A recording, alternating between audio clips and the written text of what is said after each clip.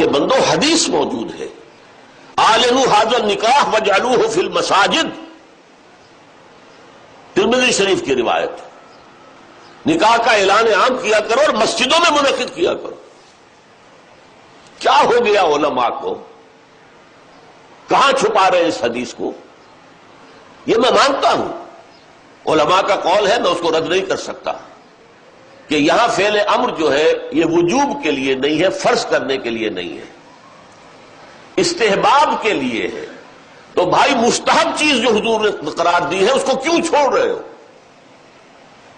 دنیا کے ہر معاملے میں ہے جستجو کے خوب سے خوب تر کہاں، اور اس معاملے میں آپ مستحب مان رہے ہیں، حضور کا قول موجود ہے پھر قبول نہیں کر رہے۔ اور پوری حدیث میں ایک ٹکڑا اور بھی ہے، وَاضْرِبُوا عَلَيْهِمْ مِنَ الدُّفُوفِ، اور نکاح کے موقع پر دف بجایا کرو۔ تو کیوں؟ اعلان عام کے لیے، کوئی اور ذریعہ تو تھا نہیں، لاؤڈ سپیکر تو تھا نہیں، کوئی دعوتی کارڈ تو آپ چھاپ نہیں سکتے تھے، چھاپنے کا سوال ہی نہیں، اخبار نہیں کہ اس میں اطلاع شائع کرا دیں۔ اعلان عام کیسے ہوگا؟ کہیں سے دف کی آواز آئی ہے، بھائی کیا بات ہے، فلاں کی شادی ہو رہی ہے فلاں کے ساتھ، بات پھیل گئی۔ میں نے اپنی 5 بچیوں کی 7 دفعہ شادی کی ہے، ایک بیوہ ہو گئی تو دوبارہ نکاح کیا، ایک کی ہمیں خلا لینی پڑی تو اس کا دوبارہ نکاح، تو 5 بچیاں 7 دفعہ نکاح، اور میں اپنے آنسو کبھی ضبط نہیں کر سکا ان کی رخصتی کے وقت۔ اور میں صرف یہ کرتا تھا، کوئی کارڈ بھی نہیں، اخبار میں چھوٹا سا اشتہار کہ میری بچی کا نکاح ہے فلاں وقت فلاں جگہ، جو تشریف لا سکیں سر آنکھوں پر دعائے خیر میں شریک ہو جائیں، نہ آ سکتے ہو اپنی جگہ دعائے خیر دیں، بس ختم۔ کوئی دف بجانے کی اب ہمیں ضرورت نہیں رہی۔ تو اعلنوا ھذا النکاح واجعلوہ فی المساجد، اعلان عام کیا کرو اور مسجدوں میں رکھا، اس پر تو ہم عمل کر سکتے ہیں۔ اس کا میں واقعہ آپ کو سنا دوں۔ میں نے یہ تحریک شروع کی تھی چیریٹی بگنز ایٹ ہوم جب میرے سب سے چھوٹے بھائی کی شادی کا موقع آیا 1973 میں۔ سرگودے ہمیں جانا تھا، 4 آدمی ہم گئے تھے، جن میں سے ایک ہماری والدہ تھی، اور وہاں مسجد میں نکاح، اور ہم نے وہاں کوئی دعوت کام کہہ دیا تھا کہ ہرگز نہیں ہوگی۔ ہم لاہور سے آ رہے ہیں، آپ کے گھر میں بیٹھ کے مہمان ہوئے، کھانا کھا لیں، کوئی وہاں دعوت عمومی نہیں ہوگی، نکاح مسجد میں ہوگا۔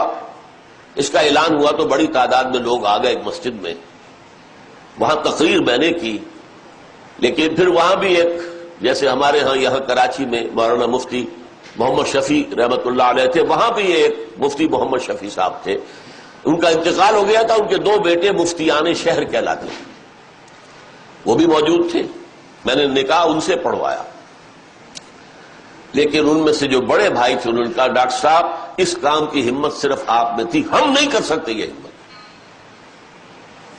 وجہ کیا ہے؟ مولوی کا سٹیٹس کیا ہے ہمارے یہاں؟ دیہات میں تو کمی کاری، جیسے ہاری ویسا مولوی، فصل پہ کوئی دانے دے دیں گے اللہ اللہ خیر صلی اللہ، باقی روز کی روٹی کہیں مانگے جائے گھر گھر اور کھائے۔ شہروں کے اندر بھی مسجدوں میں علماء ہوتے ہیں باوقار باعزت، لیکن مساجد کی مجلسیں منتظمہ بھی تو ہوتی ہے نا۔ کیسے کہیں گے یہاں آؤ، میں نہیں آؤں گا تمہارے یہاں نکاح پڑھانے کے لیے، کیسے کہیں گے؟ حدیث رسول کے ہوتے ہوئے۔